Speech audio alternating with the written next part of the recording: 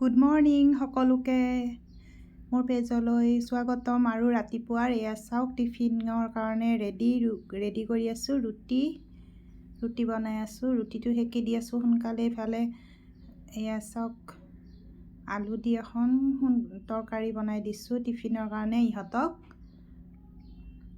Tiffin ready. এতিয়া ইহঁতৰ দুয়োটাৰ পূৰা জল্দি কৰি আছোঁ। দেৰি হৈ যাই আছে ইফালে সময়। দুয়োটাৰ টিফিন ৰেডি।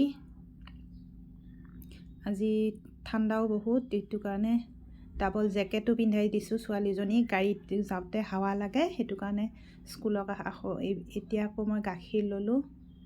গাখীৰ এইবিলাক লৈ আহিলোঁ। দোকানত সোমাইছিলোঁ, এতিয়া ঘৰলৈ আহি আছোঁ। স্কুলত এৰি এতিয়া ঘৰত সোমালোঁ। সোমাই এয়া এটা ৰুটি আনিছোঁ আৰু গাখীৰ এয়া লৈ আহিলোঁ। আৰু ইফালে মোৰ কাৰণে চাহ বহাই দিছোঁ। চাহটোতো লাগিবই, ৰাতিপুৱা একে গল শুকাই যায়, একে চাহ নহ'লে নহ'বই। চাহ ৰুটি মোৰ ৰেডি।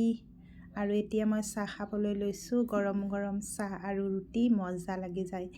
গৰম গৰম চাহ আৰু ৰুটি দিলে আৰু একো নালাগে।